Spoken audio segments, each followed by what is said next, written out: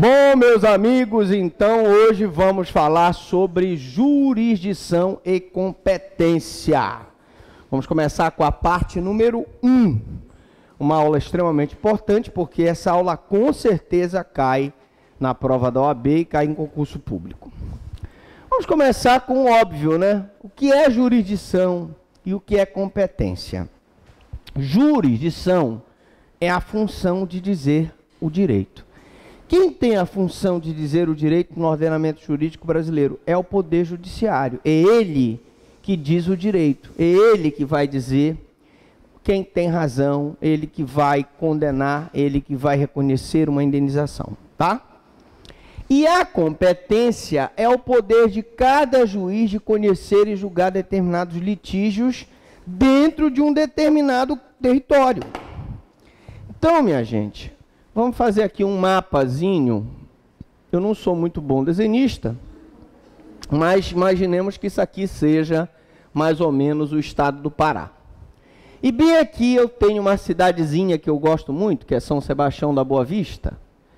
Aqui o município de São Sebastião. Mais ou menos para cá eu tenho a capital Belém, não é isso? E quando eu falo em competência, eu tenho que esclarecer que o juiz de São Sebastião só exerce a jurisdição, só tem o direito de dizer o direito dentro do território do município de São Sebastião da Boa Vista. Não só a sede do município, como o município todo, que fica na Ilha do Marajó. Enquanto que o juiz daqui de Belém só tem também condições de dizer o direito quando ele tiver sido praticado um crime dentro da área territorial de Belém. Pergunta óbvia: o juiz de Belém pode se manifestar sobre um processo, um crime que aconteceu em São Sebastião? Não. O juiz de São Sebastião pode se manifestar sobre um processo que aconteceu em Belém? Não. Porque, muito embora ele tenha jurisdição, ele tem a função de dizer o direito, ele só pode exercer a jurisdição dentro de uma área delimitada pela organização judiciária, ou seja, essa limitação, essa área onde ele exerce a jurisdição, se chama competência.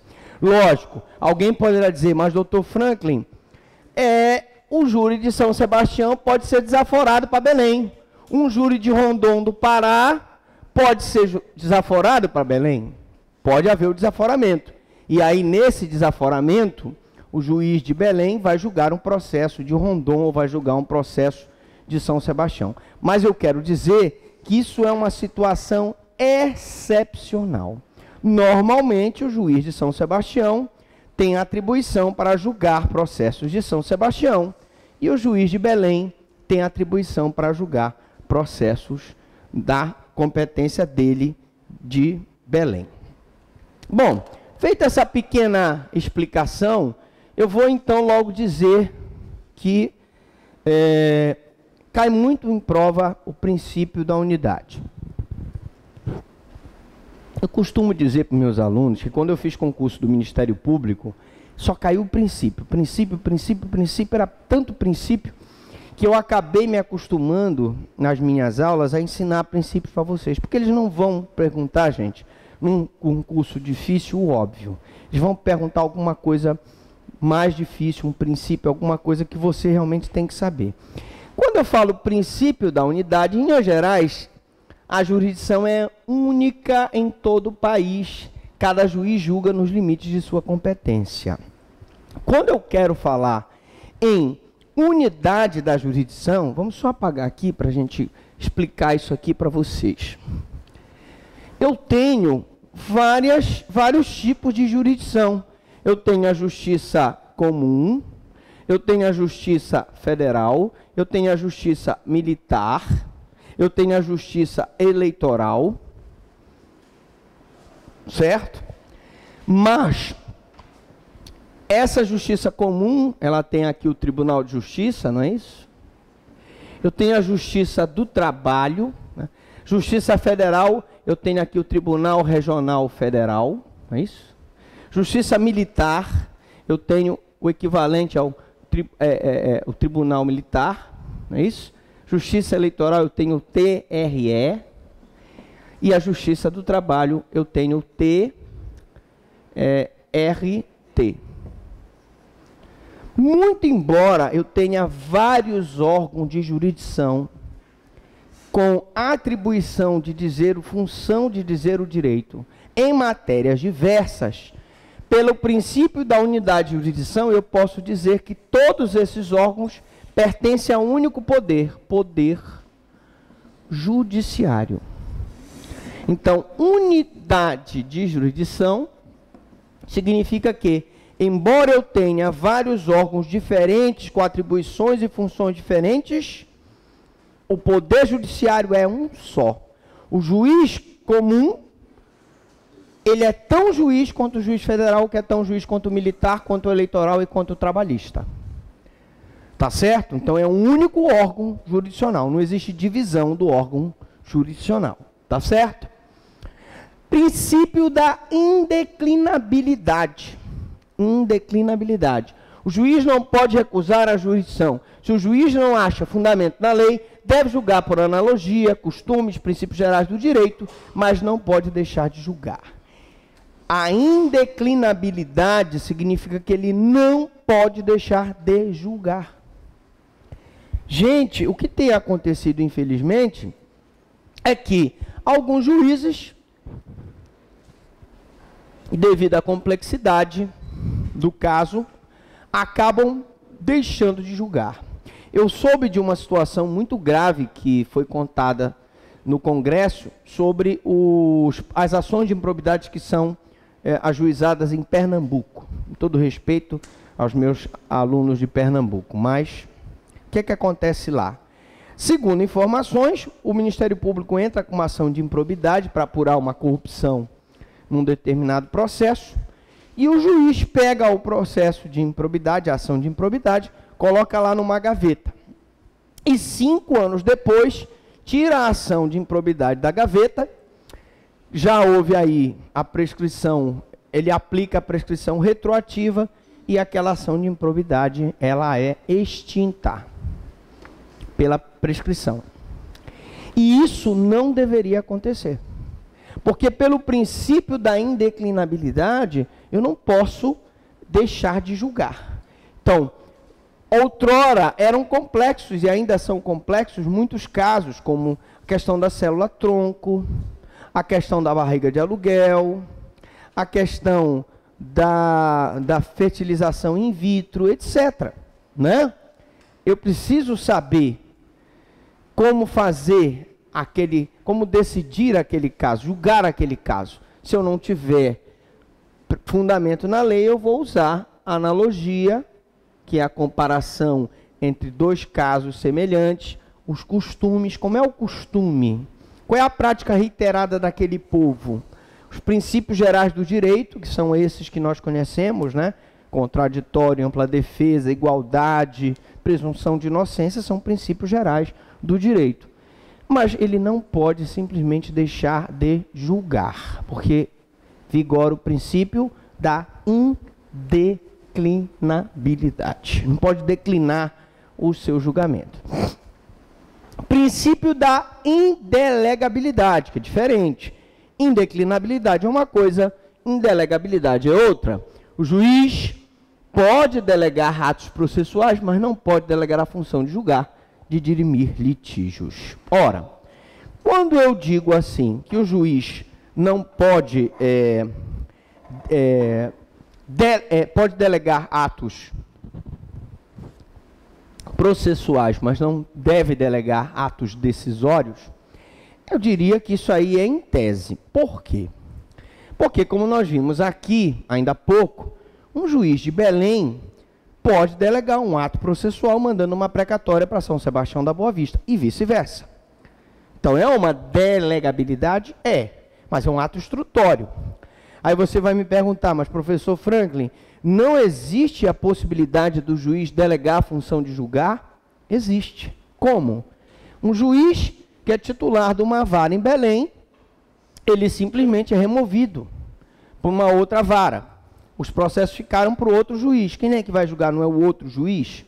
O que ele quer dizer com a indelegabilidade é que não pode o juiz delegar a função de julgar para quem não tem atribuição de julgar. Ou seja, nós tivemos uma denúncia, que eu não sei se é verdadeira, mas isso foi veiculado pelos meios de comunicação, que um juiz ou uma juíza do juizado especial estava entregando na mão do assessor, da estagiária, nem sei, acho que era do assessor, a atribuição de fazer a audiência de instrução, tá certo? Fazia a audiência de instrução e, na audiência de instrução, se houvesse ao acordo, as partes faziam o acordo, o assessor homologava depois.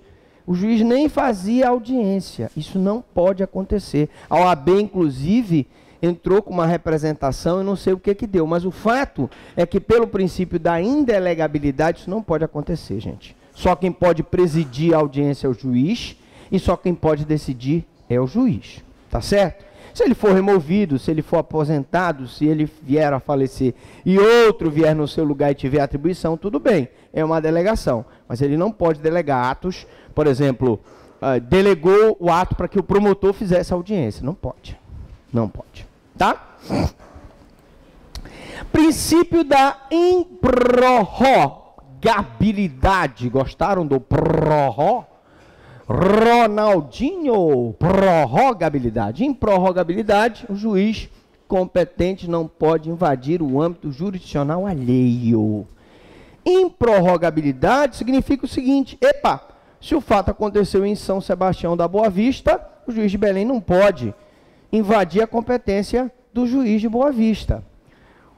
Se o fato aconteceu em Ananindeua, o juiz de Benevides não pode invadir a atribuição do juiz de Ananindeua. Cada macaco no seu galho. Então, essa improrrogabilidade, ela é limitada por quem? Ela é limitada pela competência, que é o limite territorial onde o juiz exerce a sua jurisdição. Um juiz não pode invadir o âmbito jurisdicional de outro, salvo nas hipóteses autorizadas por lei. Por exemplo, um juiz cujo processo foi desaforado, um júri que era para ser realizado em São Sebastião e vai ser realizado em Moaná. Há uma autorização legal. Um juiz de Belém pode determinar uma busca e apreensão em São Sebastião? O juiz federal pode fazer. Então, aí não há uma improrrogabilidade, porque ele invade o âmbito jurisdicional do juiz alheio de outro juiz, mas ele está autorizado por lei. Bom, princípio do juiz natural. Gente, o que é juiz natural? Bom, juiz natural é o juiz competente, é o juiz que tem atribuição para o caso, proibindo-se a criação do juiz ou tribunal de exceção. Raciocinando, um juiz de Conceição do Araguaia tem atribuição para julgar todos os processos que acontecerem no limite territorial do município de Conceição do Araguaia. Então, ele é o juiz natural. Um juiz da Vara da Fazenda Pública em Belém é competente para julgar os processos da Vara da Fazenda Pública de Belém. O juiz da infância de Belém é competente para resolver os problemas da infância de Belém. O juiz da Auditoria Militar de São Paulo é competente para resolver os problemas de crimes militares em São Paulo. Né? Então, princípio do juiz natural. Mesma coisa o promotor. Tem um promotor natural. Você entra como promotor substituto, depois vai galgando espaços. Você tem essa atribuição porque você é o promotor natural. Diga.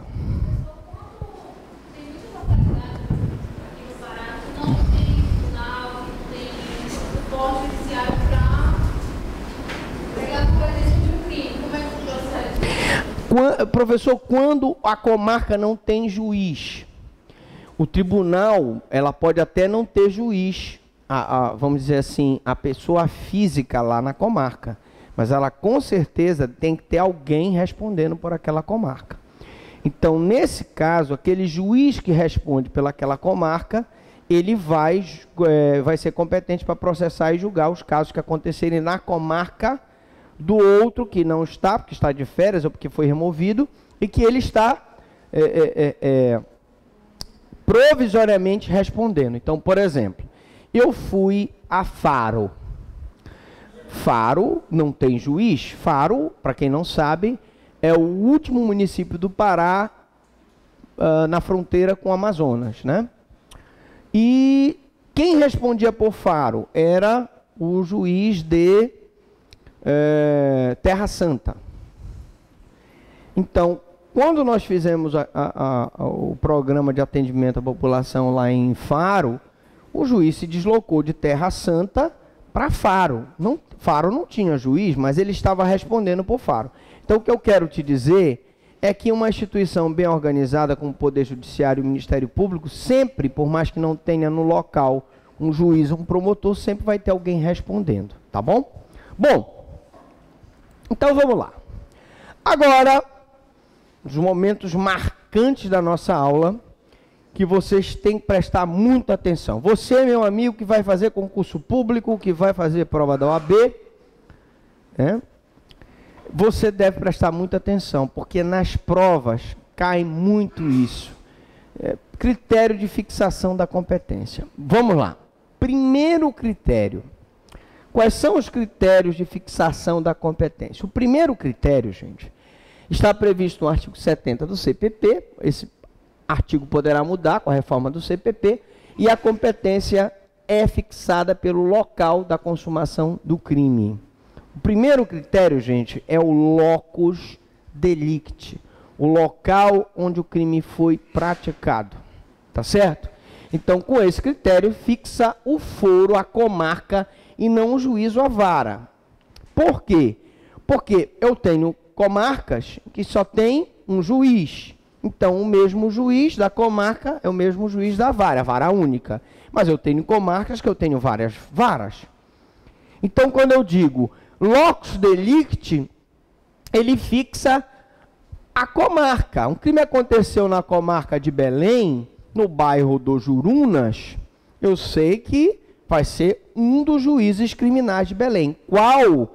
Não sei, porque eu terei que ter para fixação da vara, se vai ser no juízo da segunda vara, singular, da terceira, da quarta, da quinta ou da sexta, eu tenho que necessariamente fazer a distribuição, que é um outro critério de fixação de competência. Então, o primeiro critério de fixação da competência é o locus delicti, ou local da consumação do crime. Só para mostrar para vocês as principais questões que já caíram em provas, né? Então, eu tenho, por exemplo, caiu na prova... Qual o critério de fixação da apropriação indébita? Todo mundo sabe que é apropriação indébita? Quando eu era promotor de São Sebastião, tinha o TOTA. O TOTA, ele consertava geladeira. Consertava a geladeira das velhinhas. E o que acontecia? As velhinhas levavam a geladeira para ele. Ele colocava o motor velho de uma velhinha na geladeira da outra velhinha. E às vezes, quando a geladeira era boa, ele recebia a geladeira e ele se apropriava, se assenhorava, se tornava dono. Então, imagine que o teu colega te empresta um livro. O livro lá, A Voz da Cidadania, Ações em Defesa dos Direitos Difusos e Coletivos, do professor Frank Lobato. E aí você pega o livro, gostou do livro, está lá mais de 100 modelos de petições, eu vou já ficar com esse livro. Esse livro agora é meu. E você se apropria do livro, a apropriação indébita. Mas qual o critério da fixação da apropriação indébita? A competência é a do local onde ocorreu a inversão do título da posse. O que é isso, professor? Inversão do título da posse? Foi o local onde ele se comportou como se dono fosse. Imaginemos que o TOTA tenha recebido essas geladeiras em São Sebastião da Boa Vista. E lá ele tenha se comportado apenas como alguém que queria consertar a geladeira. Mas um belo dia, ele leva a geladeira num barquinho, supostamente para comprar uma peça em Curralinho, e lá em Curralinho, quando ele chega no local, ele resolve então vender a geladeira como se ele fosse dono. O local onde ocorreu a inversão do título da posse não foi São Sebastião, foi Curralinho. Portanto, a competência para processar e julgar aquele crime de apropriação indébita seria Curralinho. Cheque sem fundo. Como é que se fixa a competência para processar e julgar a emissão de cheque sem fundo? A competência é do local onde ocorre a recusa do pagamento, é a súmula 521 do Supremo. Você passou um cheque, você está lá em Natal, curtindo aquelas praias maravilhosas, aquele passeio de bug, triciclo, aquele mergulho lá em Pirangi do Sul, tal. Aí você passa um checão borrachudo, aquele cheque, porque sabe que tem vários tipos de cheque, né? Tem o cheque boi, que é aquele que o gerente, o cara é cheio da grana, o gerente olha o cheque e faz né? E tem aquele cheque borrachudo, que o cara passa para enganar. Então, evidentemente, se você passou um cheque em Natal e o cheque foi recusado para pagamento na Praça de Belém, porque o teu cheque é de Belém, onde é que vai ser o processo de julgamento do cheque? No local onde ocorreu a recusa do pagamento, tá? Vamos lá, mais alguns exemplos. Falso testemunho, onde é que se fixa a competência do falso testemunho? Por carta precatória. A competência é do local do juízo deprecado. Então, o juiz de Fortaleza deprecou a oitiva de uma pessoa em Jaboatão dos Guararapes, Recife. Gostou? Jaboatão dos Guararapes, Recife. E lá em Recife, a testemunha, não é sério aí como o nosso rapaz, ele é mentiroso, foi lá em Jaboatão dos Guararapes e mentiu igual aquelas fofoqueiras da novela. Ora, se ele mentir em depoimento, sob juramento, ele pratica o falso testemunho. Quem que vai ter que processar por falso testemunho? O juiz que deprecou de Fortaleza ou o juiz de Jaboatão dos Guararapes? Jaboatão dos Guararapes. Porque foi lá o local do juízo deprecado onde ele mentiu, ele praticou o falso testemunho. Professor, crimes plurilocais. Primeiro, o que são crimes plurilocais?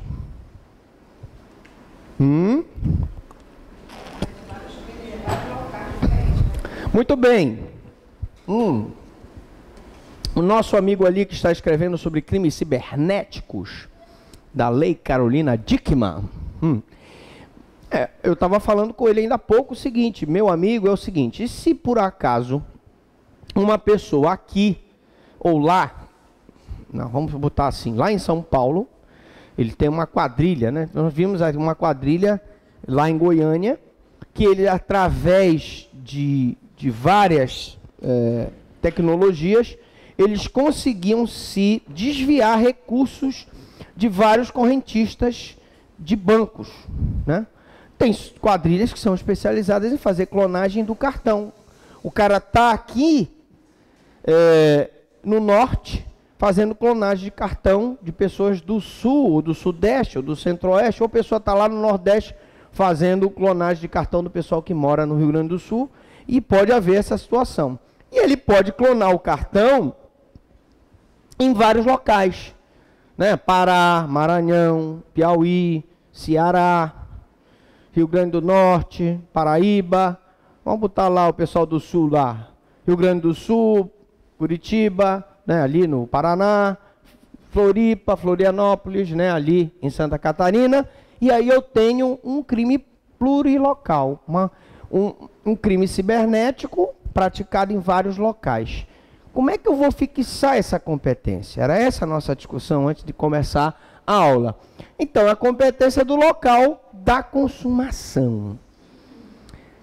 Mas aí a pergunta é, professor, mas ele pode se consumar lá no Pará, pode se consumar lá no Rio Grande do Sul, pode consumar lá no Paraná, pode se consumar lá em São Paulo, e aí? Como é que faz? Aí nós vamos dar uma paradinha aqui, e daqui a pouco eu vou responder essa indagação. Daqui a pouco, depois dos comerciais. Bom, acidente de trânsito, competência do local do acidente. Isso é uma criação jurisprudencial, que o Código de Trânsito Brasileiro não traz nenhuma pista sobre a fixação da competência. E qual seria o local do acidente? Se bateu a velhinha lá na Tavares Bastos, lá é o local do acidente. Se atropelou a velhinha lá em Salinas, então vai ser processado e julgado na Atlântica Salinópolis. Lei dos Juizados Especiais Criminais. A competência é fixa pelo local do cometimento da infração, da conduta. A lesão corporal leve foi praticada no Lapinha do Outeiro. Lesão corporal leve.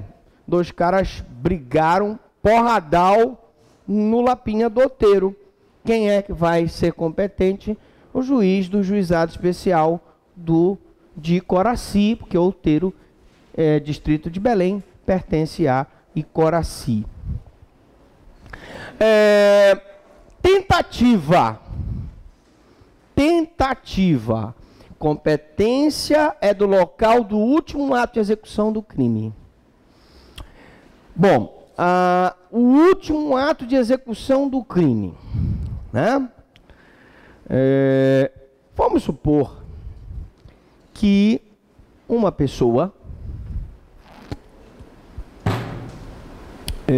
sai em perseguição do seu algoz, da sua vítima, e ele sai ali por Xinguara, atirando no cara, em perseguição, e o cara correndo. O primeiro tiro acontece em Xinguara, ele acerta um tiro no cara, o cara corre um pouco mais, ele acerta um outro tiro lá em Rio Maria. Depois ele dá um outro tiro no cara já em Redenção. E o último tiro, a última tentativa de matar o cidadão ocorre em Conceição do Araguaia. Então eu tive aí vários locais onde aconteceu a tentativa de homicídio. Todos eles, teoricamente, seriam local do crime, mas como houve uma tentativa, a competência é do local do último ato de execução do crime. O último ato de execução do crime foi em Conceição do Araguaia. Tá? Último ato de execução, né? Imaginemos que uma pessoa, eu acho que eu já contei essa história aqui, do Maxwell.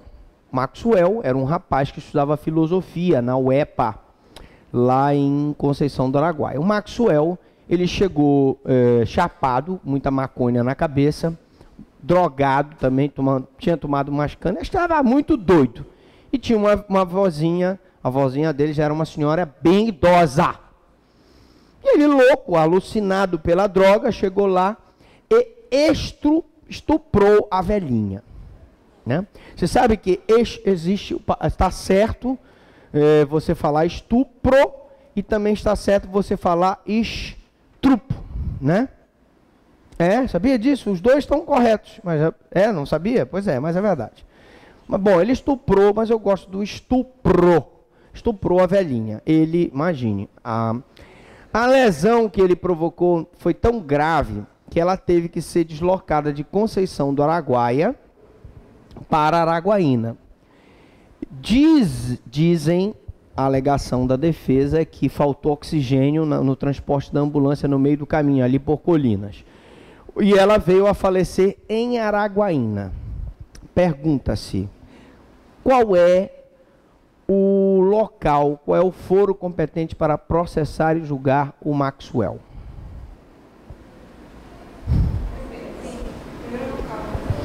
O último ato de execução do crime, né? Na verdade, houve execução, mas houve a consumação. E o estupro aconteceu em Conceição do Araguaia. E esse processo tramitou, de fato, em Conceição. Eu tive a oportunidade de funcionar nesse processo. Ele foi condenado e cumprir, até hoje, acho que cumpre pena no presídio de Redenção. Bom, crime iniciado no Brasil e consumado fora do Brasil. Perigo. Perigo. A competência do local do último ato de execução do crime no Brasil. Mesma situação. Tu pegas, tu tá com raiva lá de um paraguaio.